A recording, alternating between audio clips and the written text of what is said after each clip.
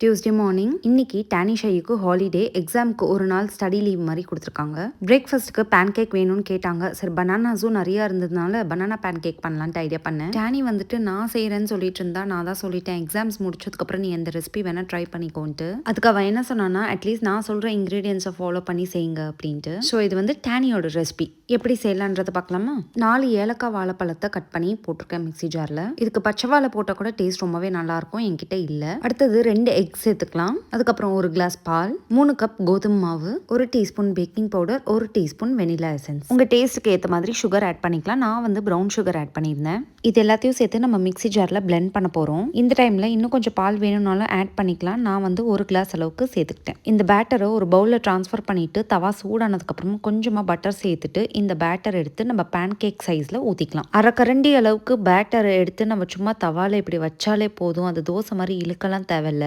இன்னும் கொஞ்சம் கூட பட்டர் சேர்த்துட்டு 2 சைடும் ஃப்ளிப் பண்ணி போட்டு குக் பண்ணி எடுத்துக்கிட்டா பேன் கேக் ரெடி. ஒரு 4-5 பேன் கேக்கை சர்விங் பிளேட்டில் வச்சுட்டு அது மேலே 1 ஸ்பூன் ஹனியை சேர்த்துட்டு சாப்பிட்டா சூப்பராக இருக்கும் பேன் கேக். இந்த பேன் கேக்குக்கு ஆக்சுவலி பெஸ்ட் காம்பினேஷன் என்னன்னு பார்த்தீங்கன்னா மேப்பிள் சிரப். அது என்கிட்ட இல்லாததால நான் ஹனி போட்டு சாப்பிட்டேன். ஹனி கூட ஒரு நல்ல டேஸ்ட்டாக கொடுக்கும். ஆஃப்டர்நூன் லஞ்சுக்கு வெஜிடபிள் புலாவ் செய்கிறதுக்கு எல்லாம் ரெடி பண்ணுறதுக்காக ஃப்ரிட்ஜை திறந்து பார்த்தா புதினா இல்லாமல் இருந்துச்சு. வீட்டில் ஒரு சின்ன ஸ்பேஸில் சில செடிகள்லாம் ரொம்ப நல்லா வந்திருக்கு. அதில் புதினாவும் ஒன்று. இந்த புதினா பார்த்தீங்கன்னா அப்படியே மனமாக இருந்துச்சு அண்ட் பயங்கர ஃப்ரெஷ்ஷாக இருந்துச்சு. ஸோ பறிச்சுட்டு வந்து சமையலுக்கு யூஸ் பண்ணிட்டேன். இன்னொரு வீடியோவில் பார்க்கலாம். பாய்.